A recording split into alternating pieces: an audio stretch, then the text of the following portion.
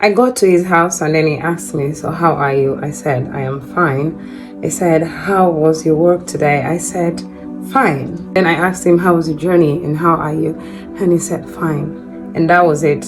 For the next couple of hours that I stayed there, nothing. He didn't say anything outside that. Hello guys, welcome once more to my YouTube channel, and in case you're yet to subscribe, please hurry, go and help me subscribe. Thank you. And don't forget to turn on the notification button, as well as like this video, comment on it, and also share with your friends and loved ones. Thank you. It was years ago, and then I met this man,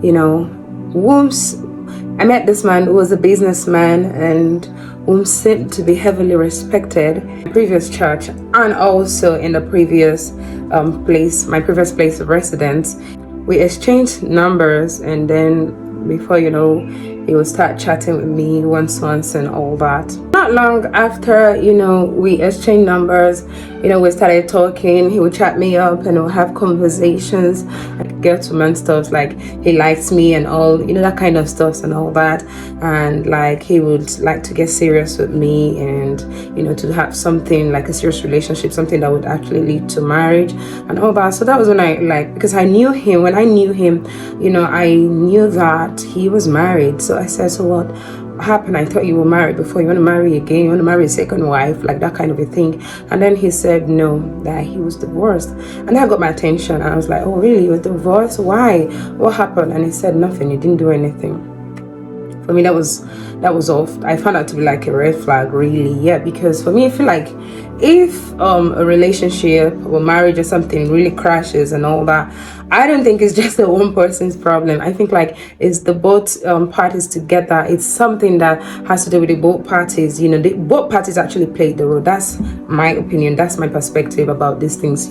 So I didn't think much of it. I just like, okay, we're friends. Let's be friends. Like that. And then we continued being friends. And after a while, he was like, okay, you would like to come and know where I live. So meanwhile, I no longer live, in the city, in the town where I originally know him from. So by this year, I was actually living in Asaba and all that. And my business was actually also in Asaba, So, but from Asaba to where he was staying was just like 1 hour.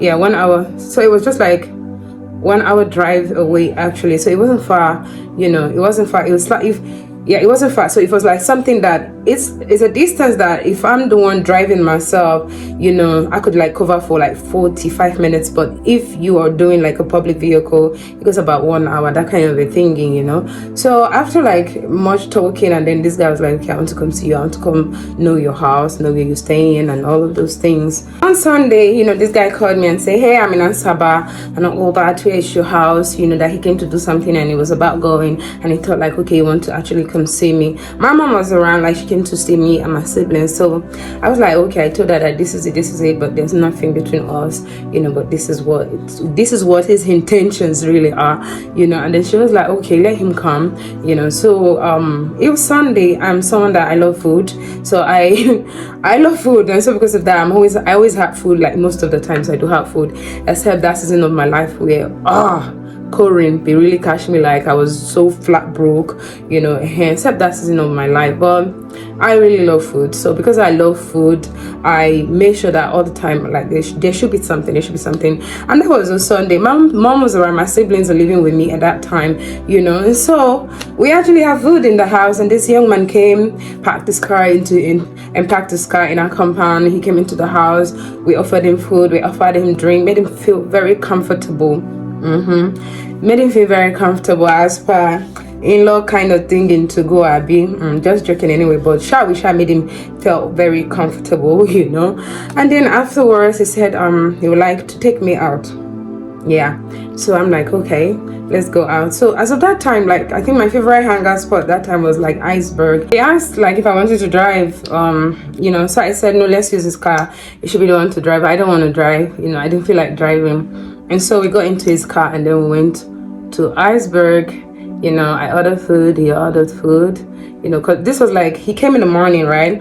So this was not like lunch. So we went to Iceberg, which was like one of the best restaurants that year. I don't know about now, you know, but like one of the best restaurants that year in Asaba. So, and that was actually my favorite spot for real, you know. So we went to this Iceberg restaurant, ordered food. I think he got chicken wings. Yeah, he got chicken wings, and I can't remember what I got myself, you know. And then this guy did something, you know, like, after eating and chewing on the bones of this chicken, instead of just putting it by the small plate attached to us, or even just putting it in, you know, the tissue or something, he just put it directly on the table. I found that like, ew, that was like very, very ew, that was disgusting. So whoever that was actually waiting for us, you know, waiters are not animals. Like, staffs, like workers, irrespective of the work you're doing, nobody is an animal. Nobody should be treated as trash or treated as animal. You know, no one should actually be treated in an undeserving manner. So I found that to be undeserving manner. I was very, very I find it disgusting, you know. I detested that actually, you know. So I kept mute. I'm like, why didn't you just put this in you're already done, why didn't you just put it back into the plate or something, maybe the tissue, you know. I was like, no, that's why the waiters would do it. So again, for me, like, that was the second red flag for me, you know. Like, okay, this guy does not treat like, this guy doesn't treat people that he feels they are lower than him well. And then come red flag 3. Oh my Jesus, red flag 3, you know. So red flag 3 was the fact that after we're done eating, this guy actually waited for me to pay. Oh yeah, I can't even remember what was his excuse. He didn't bring his ATM or something. This guy that took me out on a date, took me out on a date, waited and said I should pay. Well, I was like, this is Nic-Ola, right? So this is Nic-Ola. Nic-Ola had, like, I was a big name. Yeah, big name in Delta State. So I had money, you know, that wasn't anything. So I just paid, and then, you know, we left. We came back to the house. So getting back to the house, I told him that my mom was, you know, going back home that same day. Meanwhile, from the town where he actually lives, and from the town where he lives to my village, it's like about 10 to 15 minutes. So if there are no road bumps here, like speed breaks, that should be like 10 minutes. Okay, let's just say sharp plus or minus, let's say 10 to 20 minutes sharp maximum, you know. So it was like very close. They're very, very, very, very close, you know. So I told him, I said, my mom is going back to the village, so do you mind dropping my mom off? So he said yes. He knew my village. He knew where I came from. Like, he knew my village. He's been there. He knew my village. We all speak the same dialect. Sorry, excuse me. We all speak the same dialect. The only thing is that he is not from my own town, you know. So, but these places are very close. Where he's from, where he's living, where he's from is where he's living, and then my mom, you know, is going to the village where I'm from, you know. So they're very, very close. And so I said, please drop off my mom, and he was like, okay, cool. Guess what, guys? This guy didn't take my mom to the village. He stopped by that town where he lives, and then just stopped my mom at the park, just like that. The same house you came. Like, man, let's not even go back there. We treated you nicely. The least you could do for a woman that you say you want to get married to would have just been like a way to win her over. I mean, I didn't say I was going to even date you. No, we're just on the talking stage, like trying to get to know each other, getting acquainted, that kind of a thingy, you know. So I was like, okay. So my mom said this guy just dropped him off at the park, just like that, nothing. That, I'm like, that was like red flag 4. That was way too off for me. In my mind, I'm like, okay, definitely I'm marrying this one, you know. So I spoke to a friend about him. That friend happened to know him very, very well, and I was like, oh, that guy is a very good guy, doesn't have problem, and all of that thing is so quiet, is this, is that, people is well. I know this guy is actually well respected. He had money, you know. His business was doing very good, you know. So he was living in his own personal house as well. So I'm like, okay, so this is what happened between me and this guy. I'm like, no, I cannot have it with this guy. I can't even date him. I can't even say yes, talk less of marrying him. That's what I told my friend. My friend was like, no, this guy is a cute guy. Just, you know, maybe you're just overthinking things and all that. Okay, give him another try. So give him another try, guys. I did. He had known my place. I don't know where I don't know his house. I don't know him to his house. And he's been inviting me over, like, when are you coming? When are you coming? To know where I live and all that. So on this particular day, I had a job in a place called Ole, bridal work. And so I had gone with, I think, one or two of my staffs that time. So getting there, we'll get through with the job. I didn't even eat. So I worked like all day without eating. And then I thought like, okay, since this guy has been like asking me to come over, to know his place, I think I'm just going to, give it a try. So my way to Asaba, I'm definitely going to pass that town where he is staying, which is actually Kwale town, Kwale town.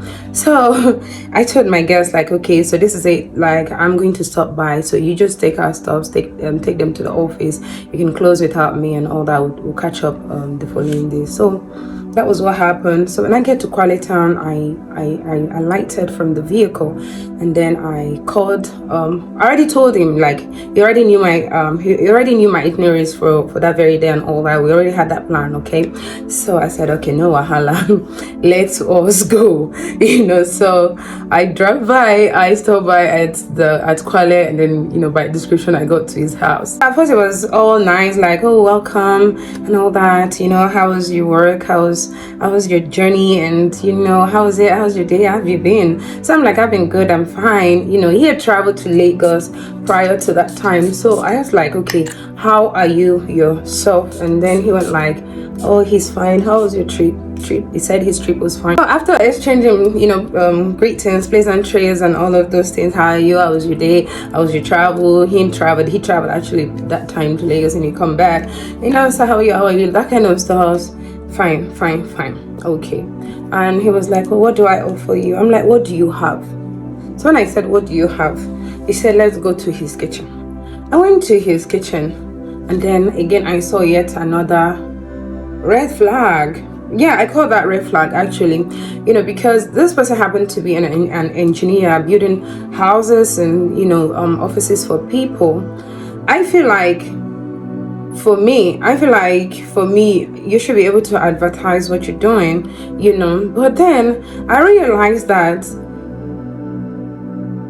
his house, there's no furniture, no cabinets, There is cabinet, but not the regular ones. Not like with wood and like those beautiful stuffs. No, it was actually everything in that kitchen was actually being done with blocks. That kind of a thing. In my mind, I'm like, okay, bro, bro. I'm like, yeah, I called myself. I'm like, bro, this guy is stingy. This is a no. Like, I'm unavailable. It didn't end there. So I'm having all these thoughts in my head. I'm like, no, this is the height of it, because if this is your work, I'm like, your house should be like your selling point. It should be your first selling point. Yeah, that's how I think it to be. So I'm like, all chilled. I'm all chilled, and I'm on mute. I'm all chilled, right? And then we get into his freezer, and then he brought out this. Sorry guys, this is funny thinking about this right now, but it wasn't funny as of this very day. I swear to God, it wasn't funny because I'm not eating all day. I was so hungry. Like, I traveled, like, we left Asaba very early to catch up with the traditional marriage, and how traditional marriages can actually be here in Nigeria. Like, it's a whole day, so it was like a whole food day event, and I didn't eat. So I'm hoping that I was actually going to, because I treated this guy well, of course, yeah. When I even paid for our dates, he made me pay for our dates, and he ate breakfast. In fact, he ate his whole entire day's, food in my house, because he ate breakfast and then we went out for lunch. So I was kind of like expecting that kind of reciprocity, in treatment. So I was like, okay, when I get to this guy's house, that was what I was thinking. Like, okay, I'm gonna eat. Damn. No such thing like that, guys. Rather, he brought out this old raggedy sagging chivita from his freezer. That kind of freezer. That kind of juice when you put your juice in the freezer, and then it got freezing. It gets frozen, right? And then maybe there's no life for a couple of days, and then it starts sagging. So the thing was not like sagging. he brought it out. Not cold, hot, sagging chivita. For me. My dear, I just said, okay, ba masala. No problem. I just said, thank you. I'm not going to drink. No, I'm not. And truly, it should be told, I didn't drink. But then this is where the weird thing now came. When we came back to the living room, nothing, no discussion. Nothing. That's why I laid down on his couch. He too, he laid down on the other one. That's how we're just pressing phone. Nothing, no conversation. Remember that they said this guy is very quiet, blah blah blah. He doesn't like to talk all those kinds of yada yada. Okay, now I'm like chilled. I stayed here like a few hours, I just rested. By 6 p.m. I'm like, okay, it's getting dark, it's getting late. I need to start going back to Asaba. No talk again, apart from that first, how are you? How's your journey? How was this? Bah, nothing more, guys. Mugbe. So I shall chill. So I'm like, okay, I'm ready to go. In my mind, I'm already like, okay, all these red signs, they are overly too much now. I can't even do. Because first of all, myself, I'm a talking woman. I love to talk. Especially with someone that you want to settle down with. I like gisting. I like to talk now. So it's not like excessively talking, but how can I come to you, like, how can we be together and we're not talking? We just be looking at each other. I mean, I'm not fit as sabi talk. I like to talk. In my mind, I'm like, me now, I marry this guy, I'll come back from work, nobody to gist with. I go, she not die with that, nah, buy now, you just buy me with that, so I just kept quiet. I didn't say anything. I told him I have to go back. He said, oh, no. I'm like, yeah, I need to go back. I don't want to do night journey and all that. Before I get to Asaba, it would have been, slightly dark. So I don't need to get too late. So he said, okay, I'll let him call his domestic staff. So apparently his domestic staff, is the guy that works in the house and also takes care of his shop. So he called the guy said he's already close to the house. He has closed from the shop. So the guy came and met us. He told the guy to pick a 25 liters jerry can for fuel and then put it in the boot, and he joined us. Then took me to where I was going to stand to get an along vehicle, since the park, as of that time, they were already closed, In front of this place where this guy parked, guys, no kidding, was a fast food. And I've been telling this guy in between that I'm hungry. He didn't shake, nothing at all.